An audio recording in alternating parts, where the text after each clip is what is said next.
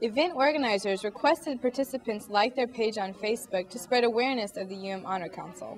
Although construction on the University Center forced the RAT to move to a new location, there's no shortage of customers, especially on karaoke night. Cyclists and cars share the road in South Florida. Neither group is completely happy with the arrangement, and sometimes the result is a tragedy. Cyclists say many drivers brush cyclists off as a hindrance on the road, but cyclists are in fact many other things. A mother, a father, a son, a daughter, a friend, an athlete, a human being. Many government officials have deemed South Florida bike-friendly, but many cyclists strongly disagree. I've never ridden in a more hostile environment every day before I go out of my house. I think I could die today. There's a pretty good chance I might die. That's just the way it is.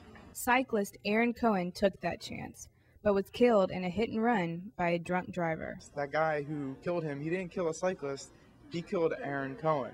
And now a kid's going to grow up without a father because of that. Hundreds of cyclists participated in a memorial ride for Erin Cohen and other fallen cyclists here on Rickenbacker Causeway.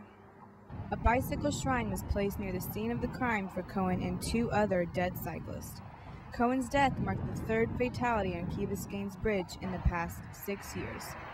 Many cyclists feel the police could be doing much more to make cycling safer. The first time I've seen police out there really is with the Sony Ericsson Open, and making comments to every cyclist who goes by. Something even as bad as, like, if someone's going through a crosswalk 4 miles per hour or something, not trying to cause any harm, and they yell at us being like, oh, and you wonder why cyclists get hit. But a lack of police enforcement is not the only problem. Rachel Lasada, who works at Max Cycle, thinks cyclists could do more. But cyclists have a part in it, and I think cyclists need to remember that they need to obey traffic laws as well. So stop at the stop signs, the red lights, don't cut people off, but signal for your turns. Everything takes a part, so it's being a responsible driver. But some think obeying the rules can be more dangerous.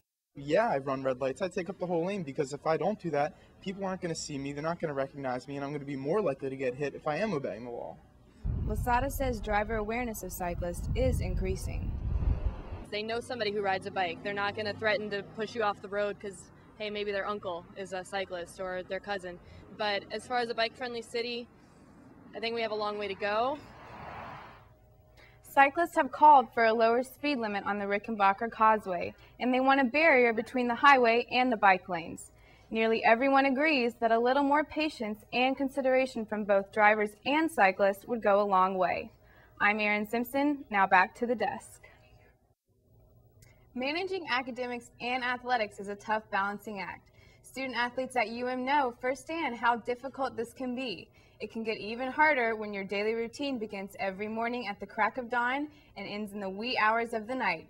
I got the opportunity to spend the day with one of these athletes.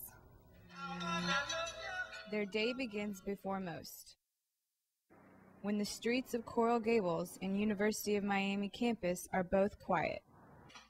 They are not the average student. They are student athletes. But one in particular, the University of Miami swim team. Many think their practices solely take place in the pool, but other exercises are included in their training regimen, from sit-ups to push-ups to running. Although the swim team spends most of their time at the UC pool, they use the Heck Athletics Center for lifting weights about 3 times a week, study hall, training room facilities, and other academic services.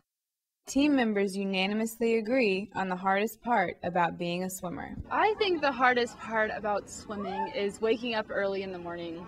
Probably getting up early in the morning, day after day. It's very tiring. After their morning session from 6 to 9 a.m., their student routine becomes more challenging. I'm able to stay awake in class, but it's very hard. After class, it's back to the pool for another 2-hour-long practice. You train in the morning and then you have to go to class, so you're tired in class, and then you have to go to practice in the afternoon as well, and then you might have class afterwards as well. It's just a long day. Swimmers have to make sacrifices that other students may take for granted. I don't go out that much. If I do, it's on a Saturday night, but usually I'm too tired Saturday night to go out. So, I mean, I do things during the day, but when it comes to going out like a normal college student, I don't really do that. As tiring as it may be, the highs outweigh the lows. The results you get from it at the end, they're really rewarding. Like, I wouldn't be here without swimming. I have a lot of friends, you know, they definitely help me pull through it. It is a lot of fun. It's tiring, but it is a lot of fun. By the time they have finished their student-athlete duties, it's time to get ready to do it all again tomorrow. For UMTV, I'm Erin Simpson. As challenging as it may seem, swimmers agree that a chance to represent and compete for the University of Miami is a pretty fair trade-off. I'm Erin Simpson, now back to the desk.